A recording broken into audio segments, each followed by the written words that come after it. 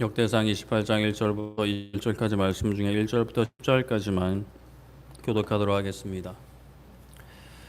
역대상 20장 1절부터 21절까지 말씀 중에 1절부터 10절까지만 교독하도록 하겠습니다. 다윗이 이스라엘 모든 구간들 곧 각 지파의 어른과 왕을 섬기는 반장들과 천부장들과 백부장들과 및 왕 모든 소유와 가축의 감독과 내시와 장사와 모든 용사를 예루살렘으로 소집하고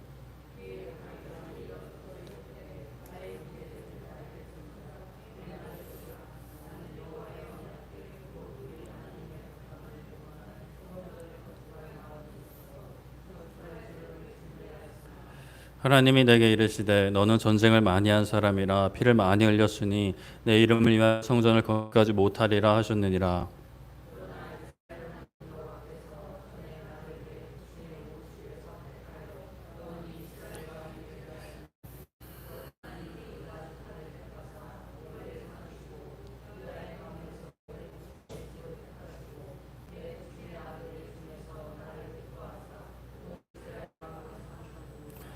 여호와께서 내게 여러 아들을 주시고 그 모든 아들 중에서 내 아들 솔로몬을 택하사 여호와의 나라 왕위에 앉혀 이스라엘을 다스리게 하실세.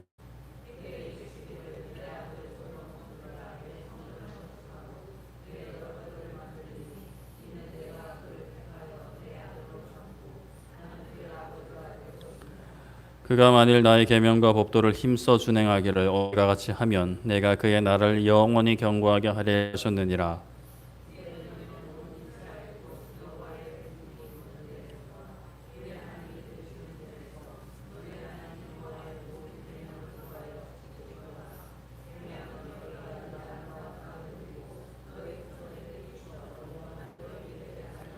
내 아들 솔로몬아, 너는 너의 아버지의 하나님을 알고 온전한 마음과 기쁜 뜻으로 섬길지어다.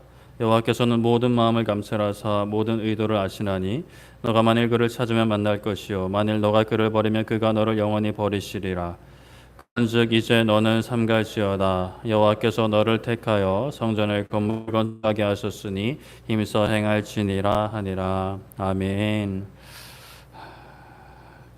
네, 오늘은 주신 분에게 구하기라는 제목으로 말씀을 나누고자 합니다.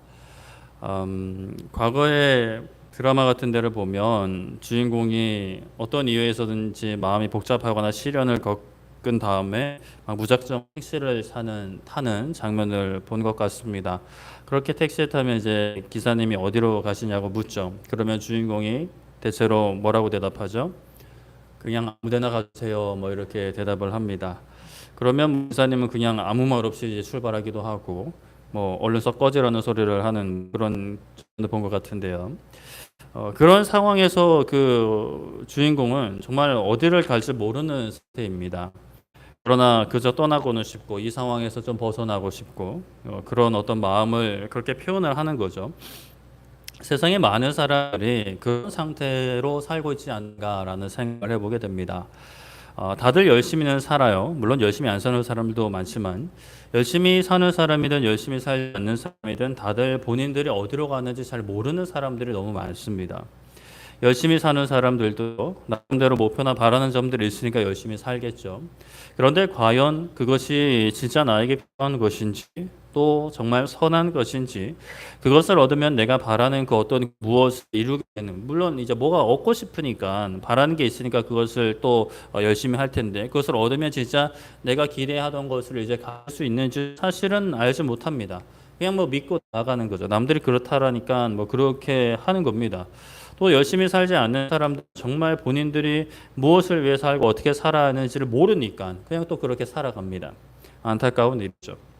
그런 면에서 그리스도인들은 우리 하나님의 자녀들은 참 행복한 사람들입니다. 우리는 무엇을 위해 사는지 분명히 알고 있어요. 우리의 목표는 분명합니다. 아주 분명해요. 어떠한 직업을 가지고 있든 어떤 환경에 있든 남녀노소를 불문하고 어떠한 시대와 문화 속에서 살아가던 우리의 목적, 나아가야 될 방향은 분명해요. 그냥 뭐 길게 설명하지 않아도 됩니다. 그냥 하나님이라고만 해도 사실 그 안에 다 담겨 있는 거예요. 하나님을 구하고요. 하나님께 나아가는 것, 하나님 안에서 살아가는 것, 뭐 다양하게 표현할 수 있지만 그냥 한 단어 하나님이라고만 해도 사실은 설명이 다 되는 겁니다. 인생의 모든 답은 하나님께 있습니다. 하나님을 찾을 때, 하나님을 구할 때 우리는 답을 얻게 돼요. 인생을 정말 바르고 가치 있게 행복하게 살게 되는 거죠. 오늘 말씀에는 다윗이 이스라엘의 리더들 다 불러다 놓고 성전 건축을 지시하고 당부하는 내용입니다. 유언과 같은 내용이라고 할 수 있는데, 이렇게 성전 건축을 원하고 후대에 당부하는 이 모든 것도 결국에 하나님을 찾는 삶의 한 모습이라고 할 수가 있어요. 다윗이 하나님을 계속 구하다 보니까 성전 건축에 대한 마음이 생겼고, 여차저차 본인이 직접 건축은 못하지만 지금 이렇게 막 다 모아놓고 이제 막 엄청 이제 당부를 하는 그런 상황인 거예요. 오늘 말씀 1절부터 보면 다윗이 모든 고관들 곧 각 지파의 어른, 왕을 섬기는 반장들, 천부장들, 백부장들, 왕과 왕자의 모든 소유와 가축의 감독, 제시와 장사와 모든 용성, 그냥 지휘관급들, 리더급들이라고 하는 사람들 다 이제 예루살렘으로 모으는 거죠. 그리고 노년에 다윗이 일어나서 그들에게 자신의 말을 들어달라 합니다. 자신이 여호와의 언약궤 곧 우리 하나님의 발판을 봉안할 성전을 건축할 마음이 있어서 건축할 재료를 준비했다라고 하죠. 언약궤를 하나님의 발판이라고 부르고 있어요. 감히 궤에다 크지도 않은 궤에 하나님을 다 집어넣을 수 없죠. 그저 하나님께서 서 계시는 곳, 앉아서 발을 두시는 곳이라고 이제 표현을 하는 겁니다. 다윗은 그렇게 하나님이 계신 곳, 하나님의 발판이라고 할 수 있는 언약궤를 봉안할 묵실 성전을 건축하고자 했어요. 그러나 하나님께서 건축은 막으셨죠. 그 이유를 3절에 보면 다윗이 전쟁을 많이 한 사람이라서 피를 많이 흘렸으니 하나님께서 나의 이름을 위하여 성전을 건축하지 못할 것이다 라고 다윗에게 이미 말씀을 하셨습니다. 왜 하나님은 이런 이유로 성전 건축을 막으셨을까 하는 생각을 좀 해보게 돼요. 다윗이 감당한 전쟁이 모두 사사로운 유익을 위해서 한 전쟁은 아니었을 텐데 왜 건축을 막으셨을까? 하나님이 승승장구하게 해주셨단 말이에요. 그런 분명히 하나님과 함께 하신 전쟁입니다. 그럼에도 불구하고 하나님은 일단 그것을 이유로 건축을 하지 못하게 하셨어요. 일단 피는 생명을 상징합니다. 아무리 하나님께서 허락하시고 하나님께서 함께 하신 전쟁이라 하더라도 피를 많이 흘린 것은 부정해지는 삶의 순간들을 많이 겪은 거죠. 그거 반드시 잘못됐다라기보다는 일단 구약은 이제 오실 예수님을 예표하는 시대이기 때문에 초등학문의 시대이기 때문에 눈에 보이는 것으로 하나님을 드러내고 하나님을 가르치는 하나님의 어떤 속성과 하나님의 성품 등을 드러내야 되는 시대입니다. 그러니까 눈에 보이는 성전으로 하나님의 영광을 드러내던 시기였던 거죠. 그렇기 때문에 그런 건축을 하는 과정에 있어서도 이러한 어떤 제약을 하나님께서 두시는 거예요. 그래서 이제 이런 이야기들을 듣는 사람들, 또 후대에 솔로몬이 성전을 지었을 때도 왜 솔로몬이 지었냐, 왜 다윗이 다 준비했는데 솔로몬이 지었냐, 이런 얘기들이 오고 갈 때도 이러한 이유들이 언급이 되겠죠. 그러면 피를 흘리는 것은 그만큼 하나님 앞에 참 조심해야 되는 부분들이구나라는 것을 이제 배우게 되는 거죠. 결국 하나님께서는 이 모든 과정을 통해 부정한 삶의 모습들이 이제 적은 그런 모습을 통해 일하시고, 또 그러한 사람들을 원하시는, 결국에는 이제 물론 구약에서 부정을 깨끗게 하는 모든 장치들이 있지만 결국에는 부정하지 않은 우리의 심령을 원하신다라는 것을 드러내시는 거예요. 오늘날에도 우리가 과거에 지은 죄가 많다라고 해서 하나님께 덜 쓰임 받는다, 그렇게 생각하기는 좀 어려울 것 같습니다. 이 다윗과 솔로몬 그리고 성전 건축에 해당되는 이 원리들을 그대로 오늘날 적용하기에는 좀 무리가 있어요. 왜냐하면 예수님께서 율법을 완성하셨기 때문이죠. 중요한 것은 오늘날 우리는 예수 그리스도의 보혈로 깨끗해져 있고, 또 매일의 삶 가운데 내가 보혈의 은혜를 얼마나 힘입고 있는가, 어떠한 하나님의 일을 함에 있어서 하나님께서 우리에게 사명을 주시고 부르시고 사명을 주시고 그것을 감당하게 하실 때 나는 하나님 앞에 얼마나 그 예수 그리스도의 보혈을 힘입고 순결한 신부로 서 있는가를 우리가 항상 점검해야 된다라고 적용을 하면 되겠습니다. 다윗 성전 건축에 마음이 있고 재료도 열심히 준비했지만 하나님께서 막으셨어요. 물론 재료 준비 전에 막긴 하셨죠. 그렇다고 다윗은 무너지지 않았습니다. 선한 일을 소원했는데 하나님께서 막으셨다고 삐지면서 나 이제 안 해 이런 것도 아니었어요. 왜 그랬을까? 자신은 이미 그건 내보다 너무나 큰 은혜를 받았다라는 것을 알고 있었기 때문이죠. 4절에 보면 자신을 많은 사람들 가운데 택하사 이스라엘의 왕이 되게 하신 은혜를 다윗은 잘 알고 있었습니다. 그 하나님께서 다윗에게 여러 아들을 또 주셨고 그 아들 중에 솔로몬을 택하셨고 왕에 앉혀서 이 나라를 다스리게 하시고 그 솔로몬을 통해 성전과 여러 뜰을 만들게 하였다라고 다윗에게 이미 말씀을 하셨다고 고백을 하고 있죠. 다윗은 자신도 사실 자기가 잘해서 된 게 아니라 자신도 선택받은 거죠. 하나님께 선택을 받아서 은혜로 왕이 되었습니다.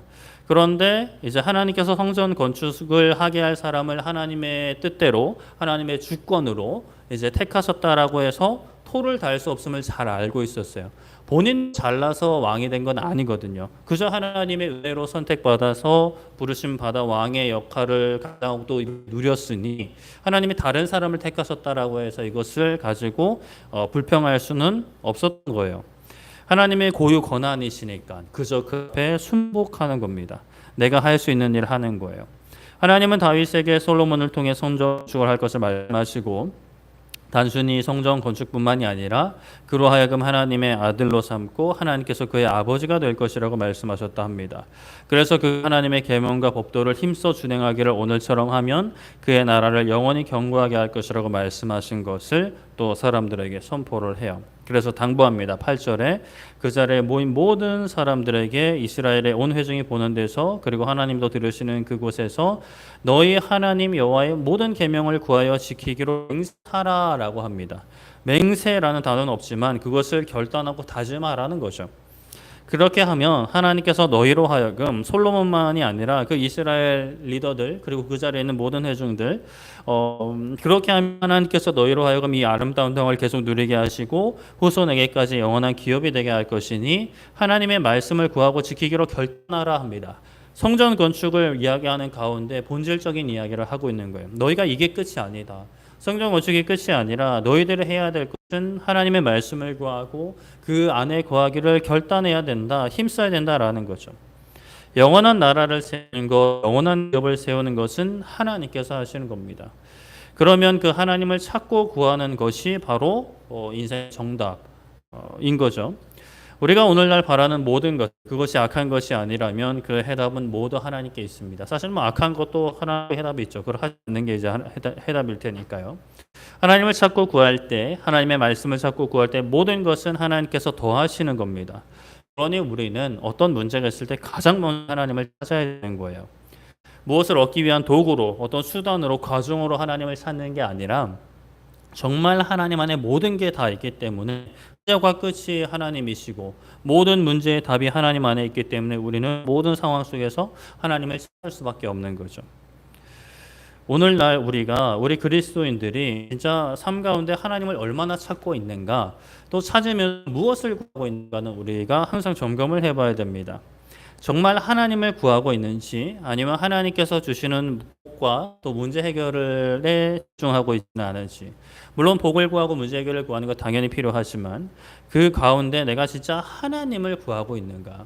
사람과 만날 때도 그렇잖아요. 어떤 사람은 연인이든 직장 동료든 뭐 친구든지 내가 이 사람을 만나서 이 사람이 나한테 밥을 사주고 뭐 선물을 사주는 걸 기대하고 있는가, 아니면 그저 이 사람 자체와 함께 있는 것을 내가 기대하고 있는가.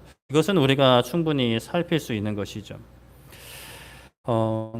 다윗은 모든 사람들에게도 당부했지만 아들 솔로몬에게 특히 더욱 당부를 합니다. 9절에 내 아들 솔로몬이라고 보면서 너는 너의 아버지의 하나님을 알고 온전한 마음과 기쁜 뜻을 섬기라 합니다. 이것은 뭐 다윗의 하나님이라고 표현을 하기도 나의 하나님이기도 하지만 또 너도 하나님을 아버지라고 이제 찬양함을 가한다라고 볼 수가 있겠는데요. 이것은 다윗이 아버지지만 아들 솔로몬에게 자신의 그 아버지의 역할을 또 아버지로서의 어떤 해야 할 책임을 회피하는 것이라고 보기 어렵습니다. 아버지로서 줄 수 있는 가장 좋은 것, 아들에게 가장 줄 수 있는 가장 좋은 것, 인생의 답을 주는 것인데 그것은 다윗이 주는 게 아니라 하나님께서 주시니 너는 하나님을 찾아야 한다라는 것을 알려주고 있죠. 내가 너의 아버지로서 너의 참 아버지이신 하나님을 알려주지만 너가 알아야 된다. 너가 아버지 하나님을 알아야 하고 온전한 마음과 기쁜 뜻으로 섬기라 합니다. 마음을 다른데 곁다리 두지 말고 기쁘게 섬기라 합니다. 하나님 아버지는 마음을 다 감찰하셔서 모든 의도를 아시나니 다른 의도를 가지지 말라 당부합니다.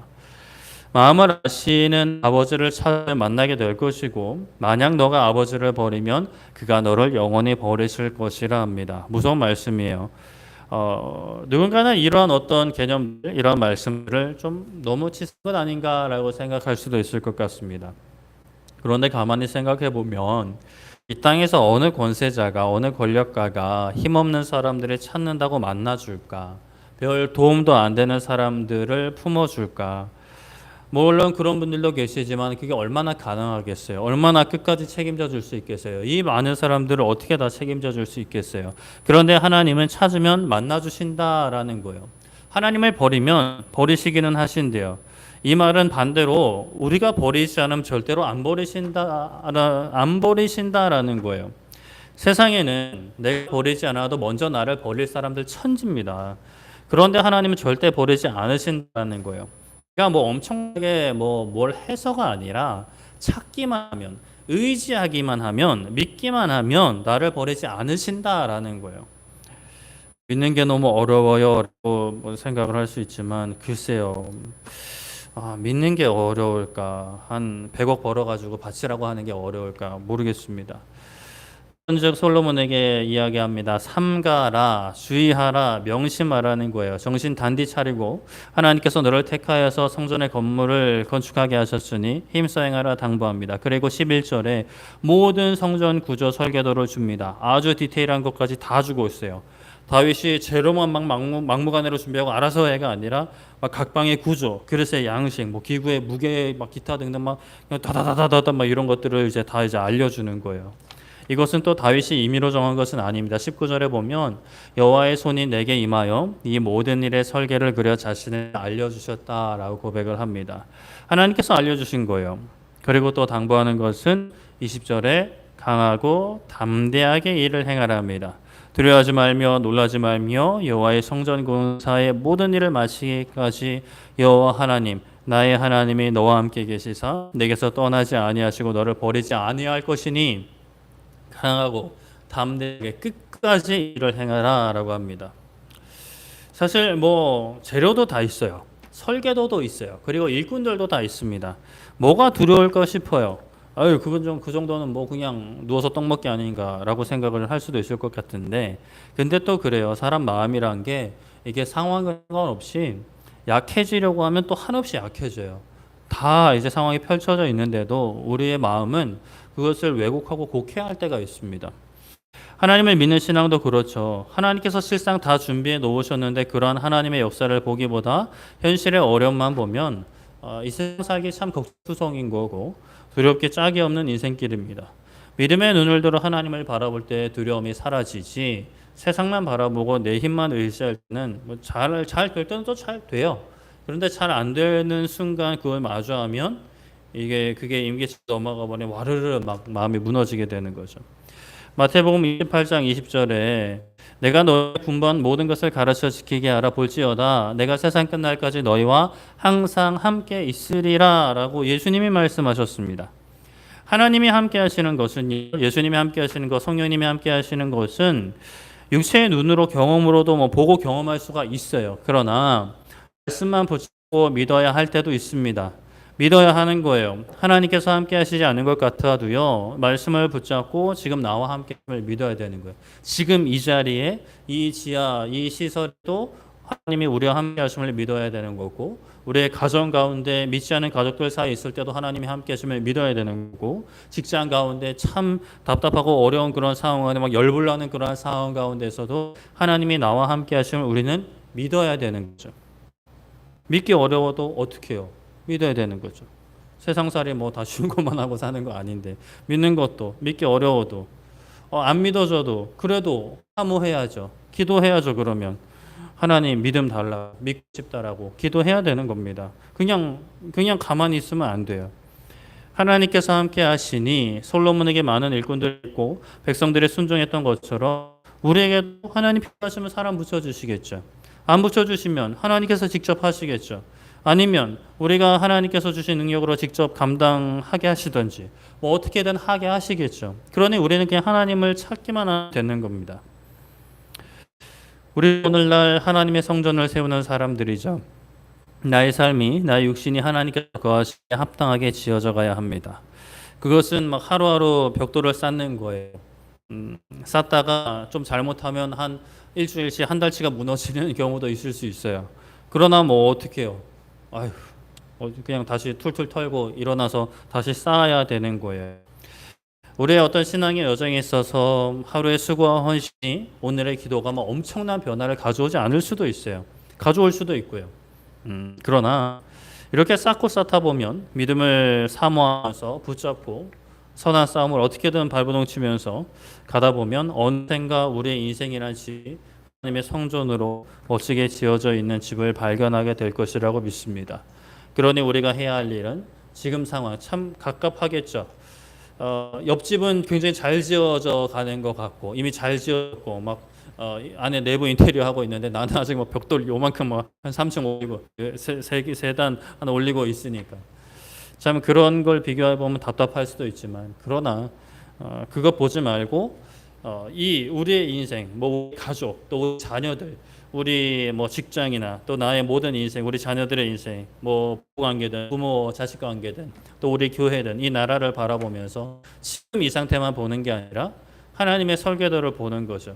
하나님의 설계도 뭐 직접 눈으로 보이진 않을 수 있어도 하나님이 뭐 워낙 뛰어난 건축가이시니까 워낙 뛰어난 분이시니까 어련히 좋게 하실까. 그저 나는 여기다 놓고 그 다음 여기다 넣어야 되면 여기다 놓고 오늘 하루는 여기다 놓고 이렇게 쌓다 보면 뭐 내 인생이 뭐 다 못 쌓았으면 내 후대에 내 육신의 자녀들이든 믿음의 후배들이든 아니면 생판 모르는 사람들이 와서도 어떻게든 지어 갈 테니 그저 나는 이제 지어가는 거예요. 내가 비록 그 모습은 다 못 본다 하더라도 천국 가서 보겠죠. 하나님과 함께 그것을 보게 될 겁니다. 그리고 막 응원하면서 보게 되겠죠. 그러니 우리는 오늘 하루의 삶 가운데 이번 주는 그래도 또 마무리가 되어 가니까 한 주의 삶 가운데 한 달 이제 곧 이제 7월 또 2025년도 벌써 반이 날라갔다기보다는 지나갔습니다. 흘러갔어요. 그러니 우리는 두려워하지 말고 놀라지 말고 모든 일을 마치기까지 이 인생의 경주를 다 마칠 때까지 주님 앞에 서는 그날까지 떠나지 않으시고 버리지 않으신다 약속하신 그 약속을 붙잡고요.